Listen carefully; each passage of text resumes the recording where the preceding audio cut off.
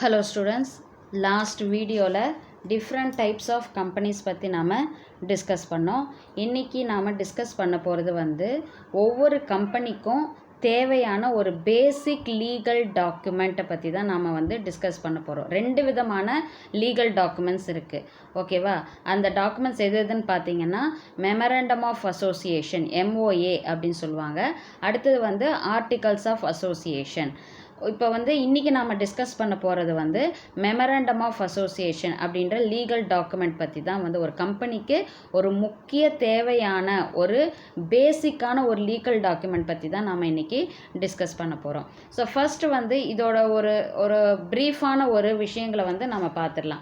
எந்த பர்பஸ்க்காக நம்ம இந்த மெமரண்டம் ஆஃப் அசோசியேஷனை நாம் க்ரியேட் பண்ணுறோம் அப்படின்னு நீங்கள் பார்த்தீங்க. ஒரு கம்பெனி எதுக்காக க்ரியேட் பண்ணுது அப்படின்னு நீங்கள் பார்த்தீங்கன்னா, அதாவது ஒவ்வொரு ஷேர் ஹோல்டர்ஸ் இருப்பாங்க இல்லையா, இந்த கம்பெனியில் இன்வெஸ்ட் பண்ணுவாங்க இல்லையா, அமௌண்ட் இன்வெஸ்ட் பண்ணுவாங்க இல்லையா, அவங்களுக்கு தன்னுடைய அமௌண்ட் எந்த இதில் இந்த கம்பெனி இன்வெஸ்ட் பண்ணுறாங்க அப்படின்ற டீட்டெயில் எதில் இருக்கும் அப்படின்னு பார்த்தீங்கன்னா இந்த டாக்குமெண்ட்டில் தான், இந்த மெமராண்டம் அப்படின்ற அந்த டாக்குமெண்ட்டில் தான் இருக்கும். அதே போல் இந்த இன்வெஸ்ட் பண்ணுற இந்த கம்பெனியில் இன்வெஸ்ட் பண்ணுற அவுட் சைடர்ஸ் இருக்காங்க இல்லையா, அவங்கெல்லாம் இந்த கம்பெனி என்ன மாதிரியான ஒரு கம்பெனி இது, இந்த கம்பெனியோட பவர் என்ன, அட்வான்டேஜஸ் என்ன, அதே போல் இந்த கம்பெனியோட பவுண்டரிஸ் எந்த லெவல், இந்த லிமிட்ஸ் எல்லாம் எந்த அளவுக்கு இருக்குது, இதையெல்லாம் தெரிஞ்சுக்கிறது நம்ம டீட்டெயில்டாக ஒரு கம்பெனியில் இன்வெஸ்ட் பண்ணுறதுக்கு முன்னாடி நம்ம டீட்டெயிலாக தெரிஞ்சுக்கிறத கூடிய விஷயங்கள் எதில் அடங்கியிருக்கு அப்படின்னு பார்த்தீங்கன்னா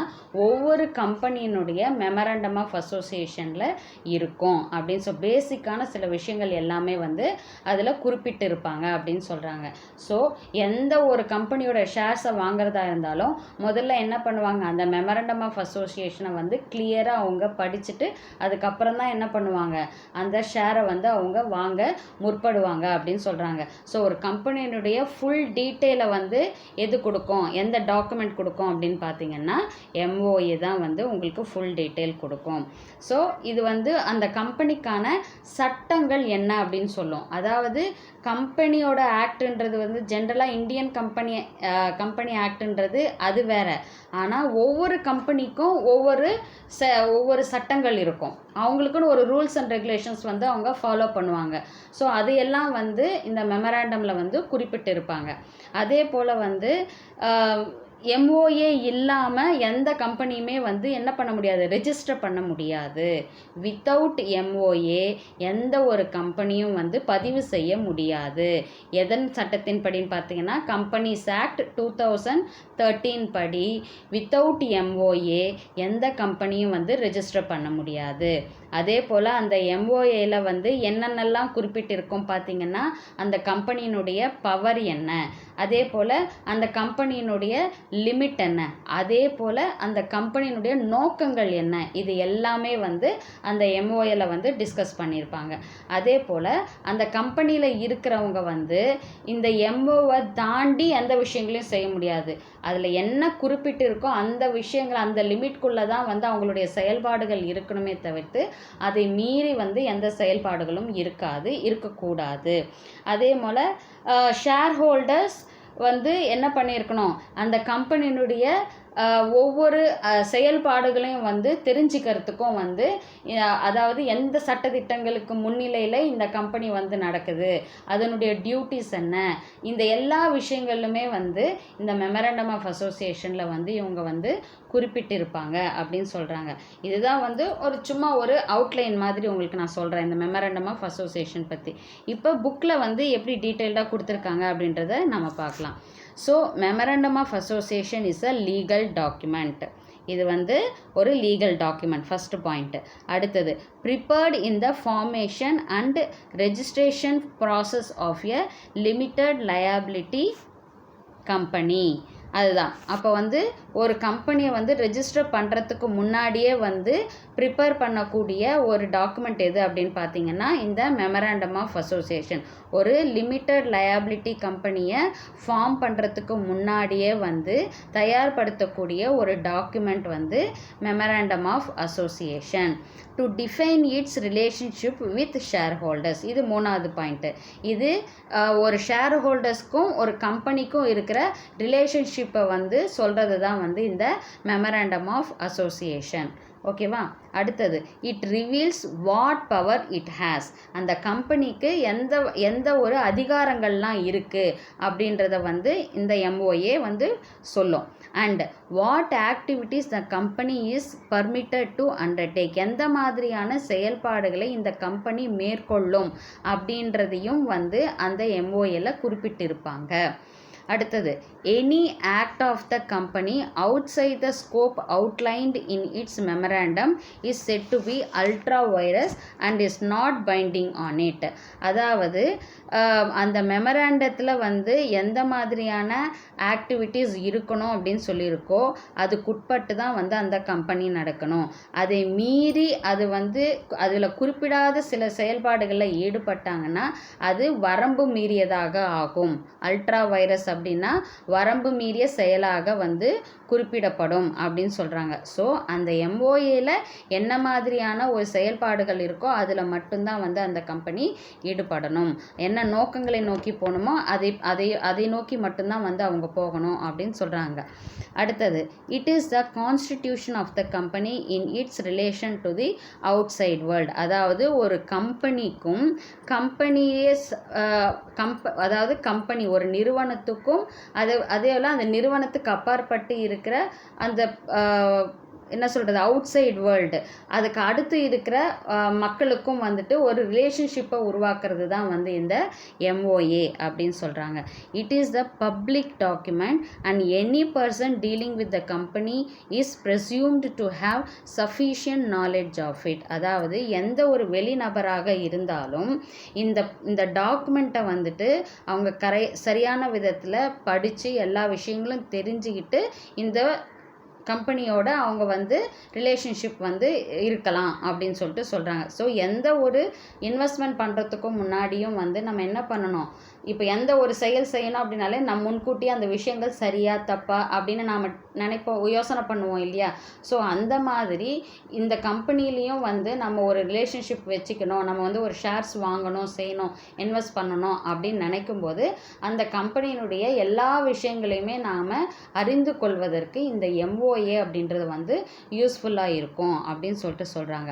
it is the primary document of the company. இதுதான் ஒரு முதன்மையான ஒரு டாக்குமெண்ட் அப்படின்னு சொல்லிட்டு சொல்கிறாங்க. ஓகேவா? ஸோ இதுதான் வந்து மெமராண்டம் ஆஃப் அசோசியேஷன். அடுத்தது பார்த்தீங்கன்னா கண்டென்ட்ஸ். அந்த மெமராண்டம் ஆஃப் அசோசியேஷனில் என்னென்ன கண்டென்ட்ஸ் எல்லாம் இருக்கும், என்னென்ன டீட்டெயில்ஸ் எல்லாம் வந்து அதில் குறிப்பிட்டிருப்பாங்க அப்படின்றது தான் நம்ம பார்க்க போகிறோம். ஃபஸ்ட்டு பார்த்தீங்கன்னா நேம் கிளாஸ். ஓகேவா? பெயரினுடைய உட்பிரிவு என்னவாக இருக்கும்? The name clause requires to state the legal and recognised name of the company. அதாவது அந்த கம்பெனிக்கு என்ன பெயர், சட்டப்படி நம்ம வந்து என்ன பெயர் வைக்க போகிறோமோ அந்த கம்பெனியுடைய பெயர் வந்து அதில் குறிப்பிட்டிருப்பாங்க. The company name is allowed to be registered if it is not bear any similarities with the name of an existing company or companies only. அதாவது இவங்க அந்த கம்பெனிக்கு வைக்க போகிற பெயர் வந்து வேற எந்த கம்பெனியினுடைய பெயராகவோ இல்லை அதுக்கு ஈக்குவலண்ட்டான ஒரே மாதிரியாக இருக்கிற மாதிரி எந்த பெயருமே வைக்காமல் இருக்கணும். ஸோ அந்த மாதிரி இருக்கிற பேரில் தான் வந்து ஒரு கம்பெனியை என்ன பண்ணணும், ரிஜிஸ்டர் பண்ணி வச்சுருந்து அந்த நேமை வந்து இந்த MOAல வந்து மென்ஷன் பண்ணுவாங்க. ஸோ அந்த கம்பெனியை ரெஜிஸ்டர் பண்ணணுன்னா வேறு எந்த கம்பெனியினுடைய நேம் மாதிரி வந்து இந்த கம்பெனியோடைய பேர் வந்து இருக்கக்கூடாது, அதை தான் சொல்கிறாங்க. ஓகேவா? அடுத்தது பார்த்தீங்கன்னா சிச்சுவேஷன் கிளாஸ். அதாவது எந்த இடத்துல வந்து அந்த கம்பெனி வந்து அமைஞ்சிருக்கு அப்படின்றத பற்றின டீட்டெயிலும் வந்து குறிப்பிட்டிருக்கணும் அப்படின்னு சொல்கிறாங்க. The register office clause requires to show the physical location of the register office of the company. அதாவது அந்த இப்போ நம்ம வந்து ஒரு கம்பெனி ஸ்டார்ட் பண்ணுறோம் அப்படின்னா ஃபஸ்ட்டு நம்ம என்ன பண்ணோம், அதுக்கான இடத்த நம்ம பார்ப்போம் இல்லையா. ஸோ அந்த இடம் என்ன அப்படின்றத வந்து நம்ம இந்த டாக்குமெண்ட்டில் வந்து குறிப்பிட்டிருக்கணும் அப்படின்னு சொல்லிட்டு சொல்கிறாங்க. ஸோ பதிவு செய்யப்பட்ட அலுவலகத்தினுடைய முகவரி வந்து எந்த லொக்கேஷனில் இருக்குது அப்படின்றத வந்து நாம் இந்த டாக்குமெண்ட்டில் குறிப்பிட்டிருக்கணும். It is required to keep all the company register in this office. அதாவது எல்லா தகவல் தொடர்புகள் நிறைந்த இந்த நிறைய ரெஜிஸ்டர்ஸ் எல்லாம் இருக்கும் இல்லையா, அது எல்லாத்தையும் பதிவேடுகள் எல்லாம் இருக்கும் இல்லையா. ஸோ அதையெல்லாம் என்ன பண்ணணும், இந்த ரெஜிஸ்டர் ஆஃபீஸில் மெயின்டைன் பண்ணணும் அப்படின்னு சொல்கிறாங்க. The register office should be established prior to commencing the business activities. அதாவது இந்த ரெஜிஸ்டர் ஆஃபீஸ் எங்கே இருக்கிறது அப்படின்றத வந்து ஃபஸ்ட்டு நம்ம வந்து இந்த எம்ஓஏல மென்ஷன் பண்ணணும். அதுக்கப்புறம் தான் வந்து நம்ம என்ன பண்ண முடியும், நம்ம அந்த பிஸ்னஸே வந்து நம்ம ஸ்டார்ட் பண்ண முடியும் அப்படின்னு சொல்லிட்டு சொல்லணும். இடம் இருந்தால் தானே ஒரு தொழில் செய்ய முடியும். ஸோ ஃபஸ்ட்டு அந்த இடம் என்ன அப்படின்ற டீட்டெயிலை நம்ம கொடுத்துட்டு அதுக்கப்புறம் தான் வந்து நம்ம அந்த பிஸ்னஸே வந்து ஸ்டார்ட் பண்ண முடியும் அப்படின்னு சொல்கிறாங்க.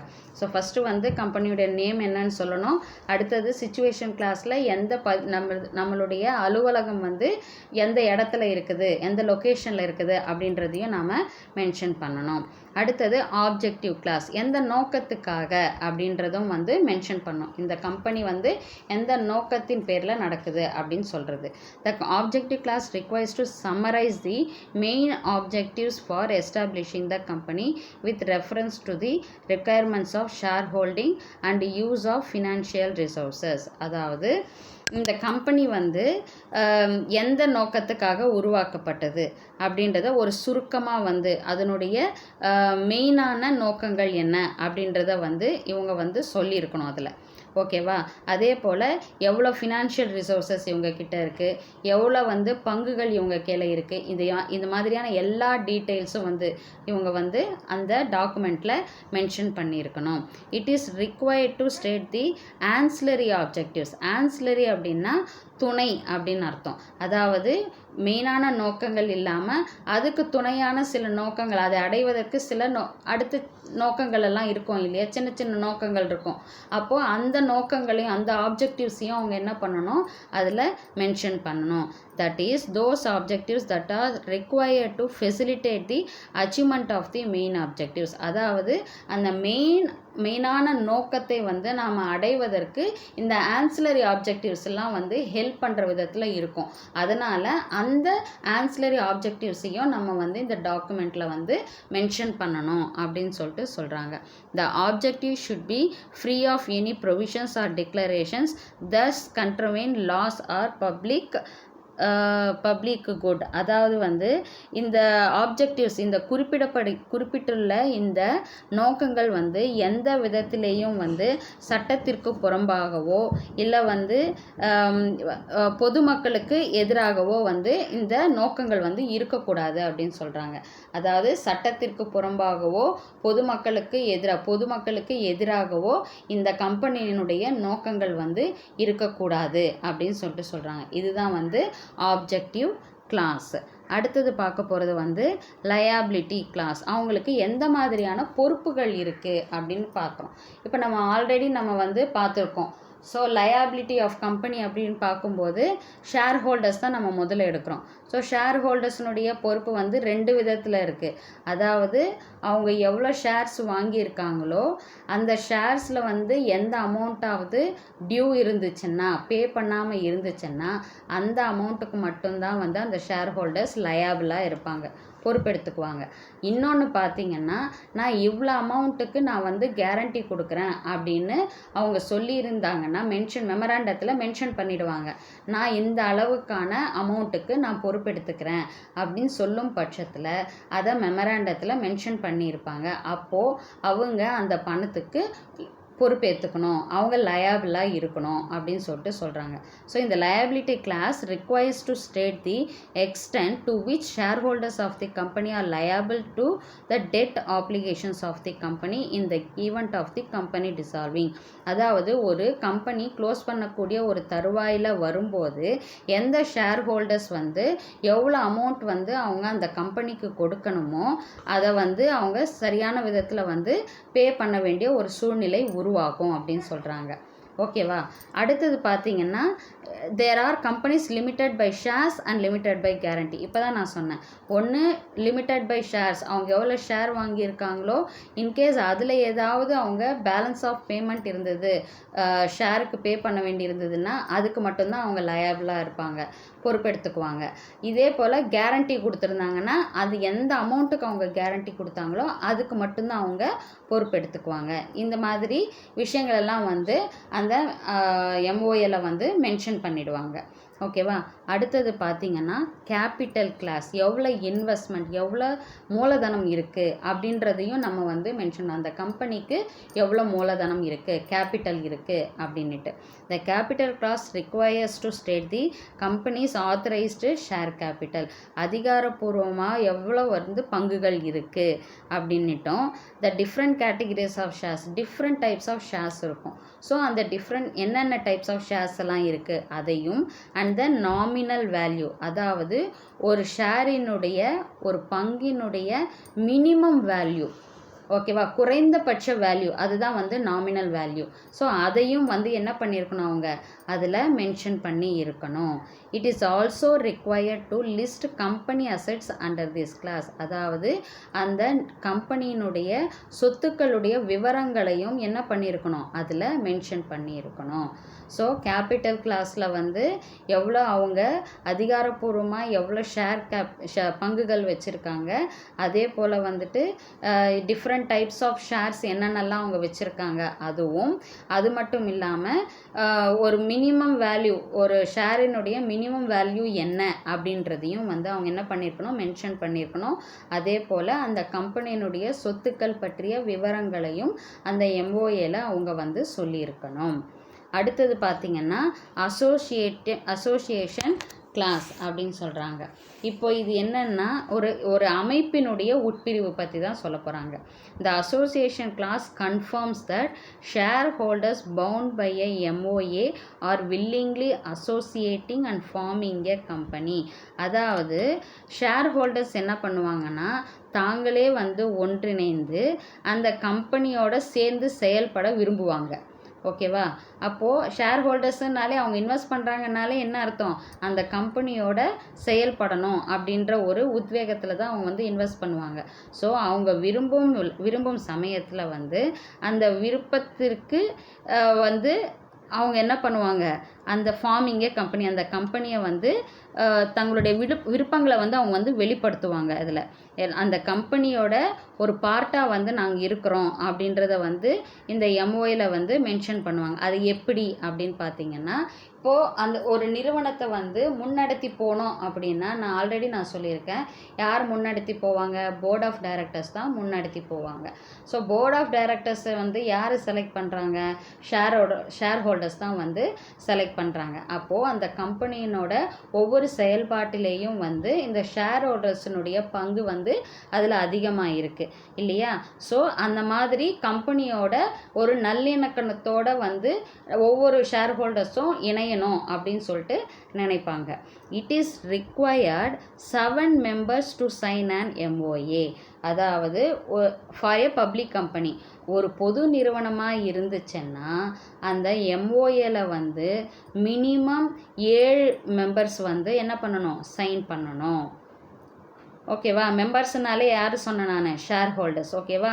ஸோ 7 பேராவது வந்து ஒரு பொது நிறுவனமாக இருந்தால் 7 பேராவது அந்த எம்ஓஏல சைன் பண்ணணும். And not less than 2 people for MOA of a private company. இதுவே ஒரு தனியார் நிறுவனமாக இருந்தது அப்படின்னா 2 பீப்புளுக்கு கம்மியாக இருக்கக்கூடாது. ஓகேவா? 2 பேராவது அட்லீஸ்ட் இருக்கணும் எம்ஓஏல சைன் பண்ணுறதுக்கு.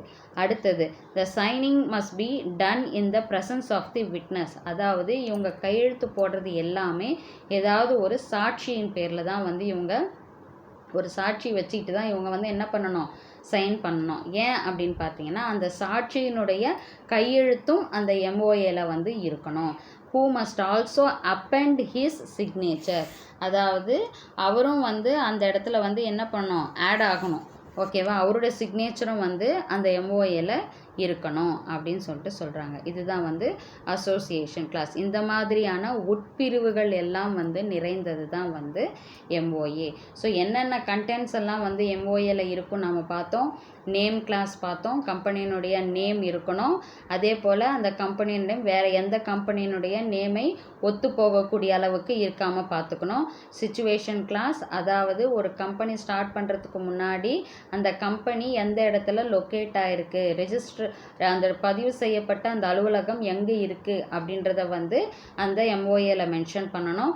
அடுத்தது ஆப்ஜெக்டிவ் கிளாஸ், எந்த நோக்கத்துக்காக இந்த பிஸ்னஸ் நடக்குது அந்த நோக்கங்களையும் வந்து அந்த எம்ஓஏல மென்ஷன் பண்ணணும். அந்த நோக்கங்களும் சட்டத்துக்கு புறம்பாகவோ இல்லை பொதுமக்களுக்கு பாதிப்பு தரும் வகையிலேயோ அந்த இருக்கக்கூடாது, அதையும் நாம் மென்ஷன் பண்ணணும். அடுத்தது லயபிலிட்டி கிளாஸ், யாரெல்லாம் வந்து அந்த கம்பெனியினுடைய லயபிலிட்டி, அதாவது இதுக்கு பொறுப்பெடுத்துக்குவாங்க, கடனில் வந்து பொறுப்பெடுத்துக்குவாங்க அப்படின்ற விஷயத்தையும் வந்து இதில் மென்ஷன் பண்ணணும். கேபிட்டல் கிளாஸ், எவ்வளோ மூலதனம் வந்து அந்த கம்பெனியில் வந்து இருக்குது, யாரெல்லாம் வந்து அதில் இன்வால்வ் ஆகிருக்காங்க, அதே போல் கம்பெனியினுடைய சொத்துக்கள் பற்றிய விவரங்களையும் வந்து இந்த கேபிட்டல் கிளாஸில் வந்து மென்ஷன் பண்ணியிருக்கணும். அடுத்தது அசோசியேஷன் கிளாஸ், அதாவது இங்கே வந்து ஷேர் ஹோல்டர்ஸே வந்து என்ன பண்ணுவாங்க, மெம்பராக இருந்து அந்த எம்ஓஏல வந்து சைன் பண்ணுவாங்க. ஓகேவா, ஸோ ஒரு பப்ளிக் கம்பெனின்னா மினிமம் 7 மெம்பர்ஸ் வந்து சைன் பண்ணியிருக்கணும். ப்ரைவேட் கம்பெனின்னா மினிமம் 2 பர்சன்ஸாவது வந்து அதில் சைன் பண்ணியிருக்கணும். அதே போல் ஒரு விட்னஸின் பேரில் தான் அவங்க சைன் பண்ணணும். அந்த விட்னஸினுடைய கையெழுத்தும் அந்த எம்ஓஏல இருக்கணும். இதுதான் வந்து கண்டென்ட்ஸ். ஸோ மெமரண்டம் ஆஃப் அசோசியேஷனை வந்து நாம் இன்றைக்கி வந்து டீட்டெயில்டாக பார்த்தோம். இந்த வீடியோ உங்களுக்கு பிடிச்சிருந்ததுன்னா லைக் பண்ணுங்கள், ஷேர் பண்ணுங்கள், மறக்காமல் சப்ஸ்கிரைப் பண்ணுங்கள். உங்களுக்கு ஏதாவது டவுட் இருந்ததுன்னா கமெண்ட் செக்ஷனில் கமெண்ட் பண்ணுங்கள். உங்களோட டவுட்ஸை வந்து நான் கிளாரிஃபை பண்ணுறேன். அதே போல் டிஸ்கிரிப்ஷன் பாக்ஸில் ப்ரீவியஸ் வீடியோஸோட லிங்க்ஸ் வந்து நான் கொடுத்துருக்கேன். அந்த லிங்க்கை கிளிக் பண்ணிங்கன்னா நீங்கள் அந்த ப்ரீவியஸ் வீடியோஸ் பார்க்கலாம். அதில் ஏதாவது டவுட்ஸ் இருந்தாலும் நீங்கள் வந்து கமெண்ட் செக்ஷனில் கமெண்ட் பண்ணுங்கள். ஸோ நம்ம நெக்ஸ்ட் வீடியோவில் ஆர்டிகல்ஸ் ஆஃப் அசோசியேஷன் பற்றி நாம் டிஸ்கஸ் பண்ணலாம். தேங்க்யூ.